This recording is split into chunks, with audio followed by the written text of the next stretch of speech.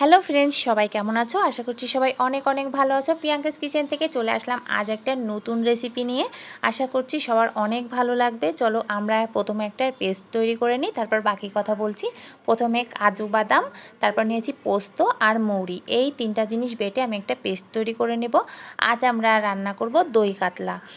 এই পেস্টটা দিয়ে রান্না করলে জাস্ট ওয়াও, এত ভালো লাগে। অন্য অনেক রকম পেস্ট আমি ব্যবহার করেছি, কিন্তু এই পেস্টটা জাস্ট দারুণ, তাই তোমাদের সঙ্গে শেয়ার করে ফেললাম। প্রথমে আমি মাছের লেবুর রস দিয়ে ভালো করে চটকে এটা ধুয়ে পরিষ্কার করে নেব, যাতে কোনো রকম আষ্টিগন্ধ না থাকে।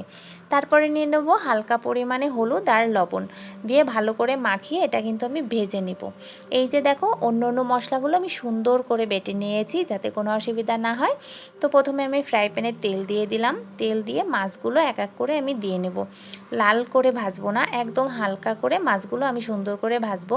অনেক বেশি মাছ ভাজা হয়ে গেলে কিন্তু এই দই কাতলার স্বাদটা কিন্তু একদম পাবে না। এই জন্য আস্তে জালে হালকা করে লাল করে ভাজতে হবে, একদম অল্প লাল হবে।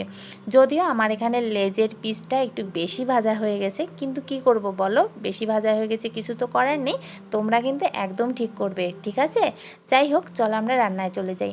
একটুখানি বেশি করে তেল দিয়ে দিলাম এখানে। এরপরে দিয়ে দেবো 2টা শুকনো মরিচ, তারপরে দিয়ে দেবো এলাচ আর দারচিনি।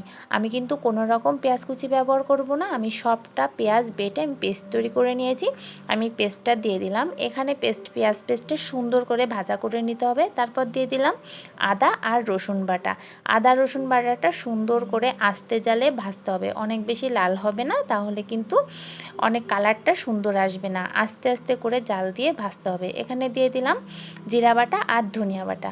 এগুলো সুন্দর করে কষাতে কষাতে যে পেস্টটা আমি তৈরি করেছিলাম প্রথমে, পোস্তদানা আর মৌরি আর বাদাম দিয়ে, কাজু বাদাম দিয়ে, সেটা দিয়ে দিলাম।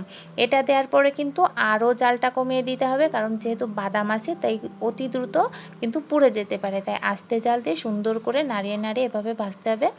যখন একদম তেল উপরে উঠে আসবে তখন আমরা ব্যবহার করব টক দই। যেহেতু দই কাতলা রান্না করছি, টক দই না দিলে কি করে হবে?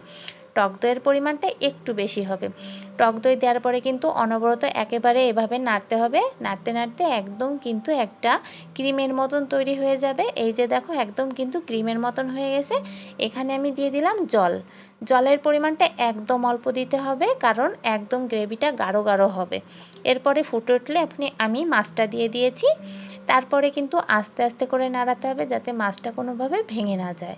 এই যে দেখো, আমি এভাবে নাড়িয়ে দিচ্ছি। এভাবে নাড়ানোর পরে আমি ঢেকে দিলাম। 10 মিনিট পরে আমি তুলে এর ভেতরে আগে থেকে কেটে রাখা ধনিয়া পাতা কুচি এবং কাঁচামরিচ কুচি করেও দিতে পারো কিংবা চিড়েও দিতে পারো, দিয়ে আমি ঢেকে দেবো আর 5-7 মিনিটের মতো রেখে তারপর কিন্তু আমি নামিয়ে নেব।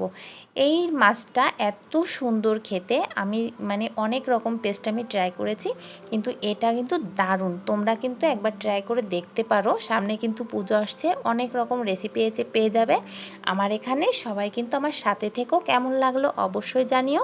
আর 10 মিনিট পরে কিন্তু এটা সার্ভ করবে, তাহলে তেলটা একদম উপরে উঠে আসবে। টাটা।